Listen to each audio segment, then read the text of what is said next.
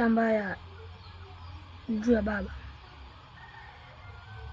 Kitu gani nataka kukifanya?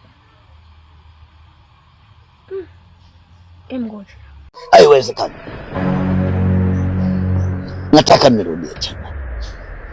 Upo tayari?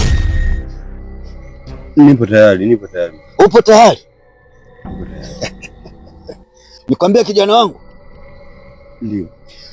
Fanya juu chini ile fimbo ipatikane. Sawa, nimekuelewa. Umenielewa? Nimekuelewa. Fanya juu chini ile fimbo ilete hapa. Nimekuelewa. Yaani ni chapu nakuletea.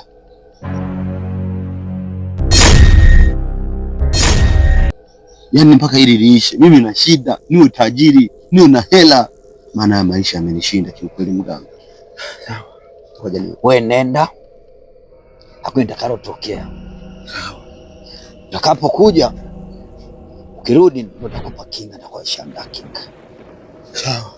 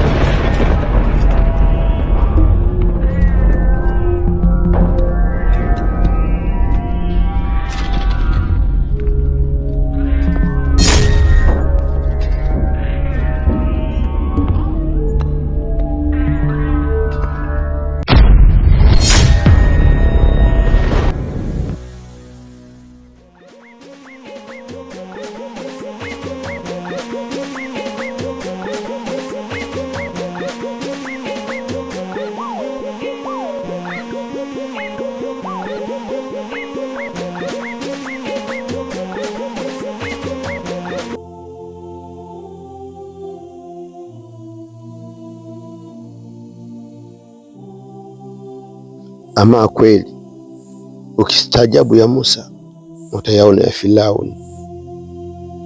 Sadiki nimempiga jembe kichwani, tena jembe la nguvu.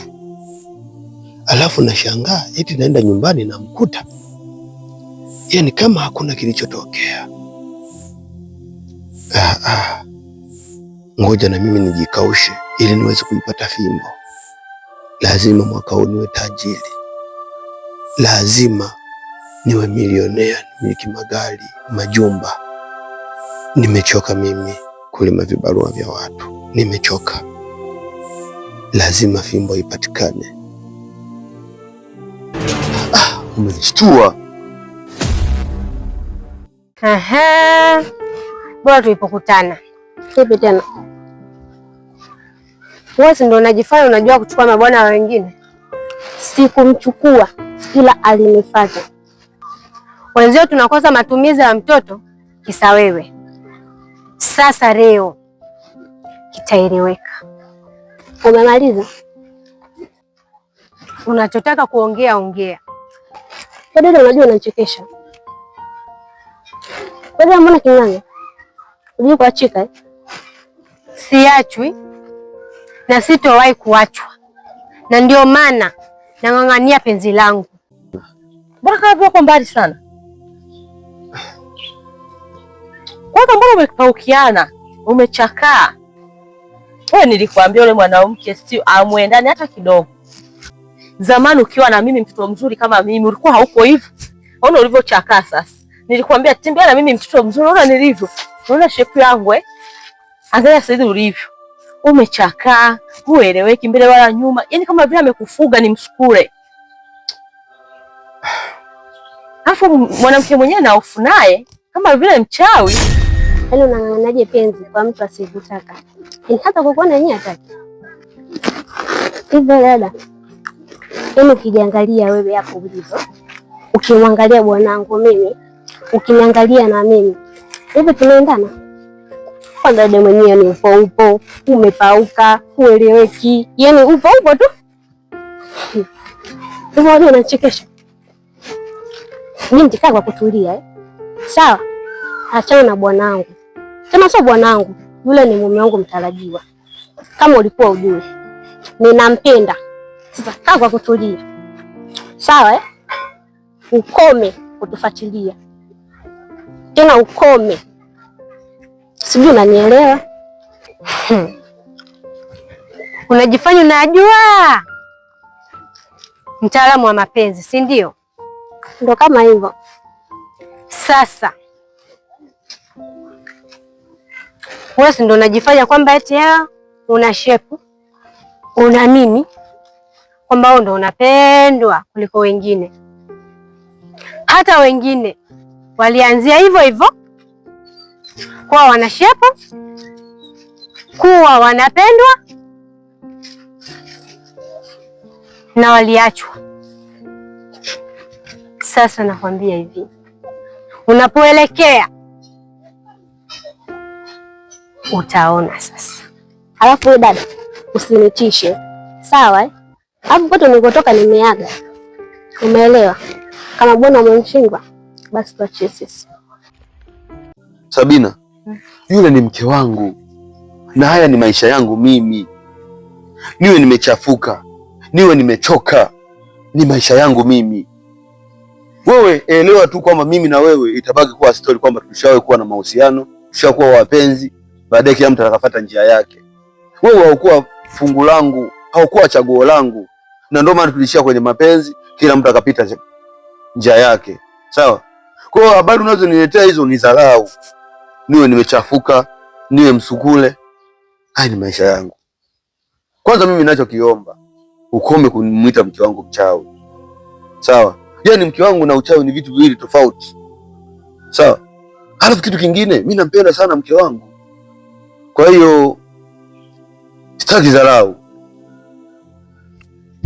Ndio maana umechakaa, umependa kuchakaa, umependa kupauka, ueleweki. Ndio hicho kipenda kwa sababu ya mwanamke. Na ndio maana tangu ulivyomuoa maisha yako yamebadilika sana.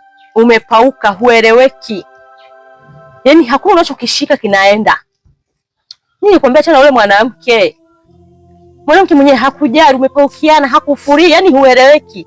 Ali, ushajiona, ushajiangalia? Au unajiona uko sawa?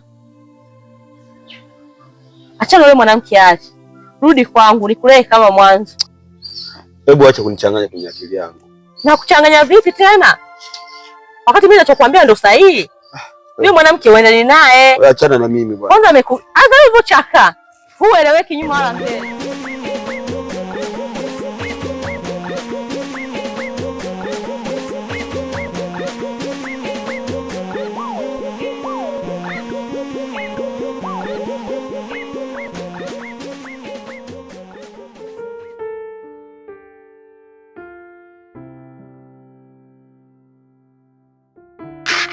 Ndogo wangu. Ngoja kwanza nifike hapo sokoni mara moja afu ninarudi. Hapo brother, kuna kitu nilikuwa nataka nikuulize hapo. Ndogo wangu, kitu gani tena hicho ndogo wangu ambacho nataka uniambie? Nasikia huko ulipokuwa huko kwamba ulikuwa na familia na ulikuwa una watoto wawili. Sasa nashangaa kuja huku kwetu kuna mke, inakuwaje? Ukweli mdogo wangu, mimi kama ulivyokuwa unajua kaka yako huko nilipokuwa naishi, nilikuwa nina mke na familia, watoto wawili ambao ni mapacha. Lakini hadi muda huu si niko nao, kwa sababu ndugu wangu, unapoambiwa kwa uyaone sio magorofa haya yako. Ndugu wangu, ni changamoto kama hizi za dunia. Ndani ya hizi siku mbili siku tatu na changamoto ambayo imetokea hadi mimi muda huu sinipo na shemeji yao. Mimi na shemeji yao kwa tunapendana sana. Hadi muda huu sielewi ni tofauti gani ambayo imetutenganisha mimi na yeye. Hadi muda huu shemeji yako yupo kwao na sijui nitafanyaje ili niende kwao. Angawa hata nikazungumze na familia yake wapate kunipa mke wangu niishi naye kwa mara nyingine. Sababu shemeji yako ni mtu ambaye nilikuwa nampenda sana.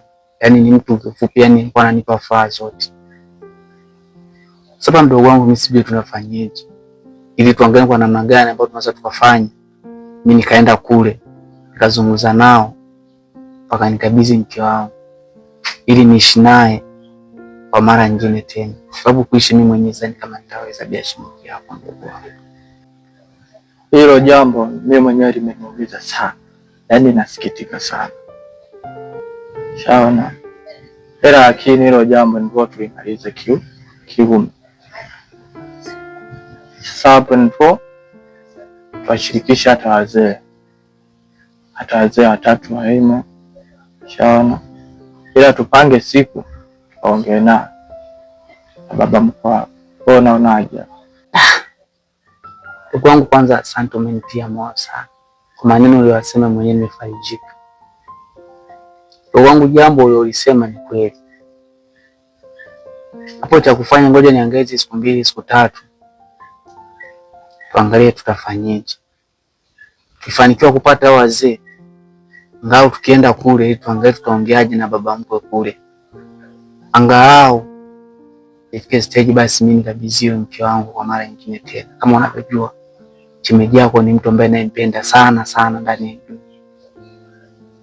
Ndugu wangu, mimi nimefurahi sana kusikia maneno yako ya faraja. Hapo naweza nikasema asante sana kwa ushauri ulionipatia. Ndugu wangu, mimi hilo jambo na sisi tutaliweka sawa.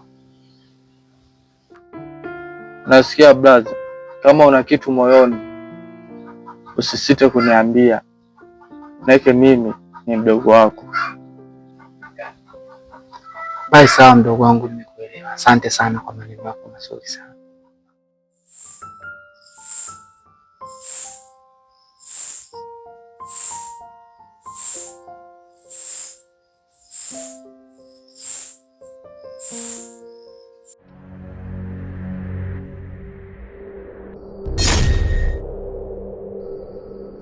Mwili we. Kama mnavyojua, ukuu wenu nilikuwa sipo kwa muda. Kitu kilichonifanya nisiwepo kwa muda sasa hivi kimejileta karibu yao, na ndio maana mnaona nimerejea. Na ndio maana mlikuwa mnaona sionekane kwenye kikao. Ndio mkuu. Ndio maana nikamwachia Zuu malkia wangu Kilinge. Ndio. Na hiyo fimbo tukiipata itatupatia nguvu. Hapo kazi ni kwangu tu. Hiyo fimbo iko nyumbani kwangu. Mkuu, afadhali umerudi mkuu, kwa sababu malkia Zuu zile hofu zokuwa unatupatia hakutupa kabisa. Ule mwacha madaraka. Zile nafasi zokuwa unatupa za kwenda kuzagamua mashangazi kwa tupati mkuu. Mimi nafurahi mkuu, leo naenda kujilamba kwa mama nani mkuu. Mkuu, ulivyokuwa upo mkuu, mambo mengi yamebadilika mkuu. Mkilingeni mkuu, una nyama za watoto wadogo. Vitu vingi vimebadilika, tuna kucha za kutosha mkuu. Mkuu, kuna mtu ananichanganya akili. Unataka tufanyeje? Nilitaka tumpe adhabu. Sawa. Halafu wewe Mara, nasikia ukiendaga kuanga unatembea na watoto wadogo. Hapana mkuu, sio kweli. Mimi sina tabia ya kutembea na watoto. Huyu Wili kuna kitu ananitafuta mimi.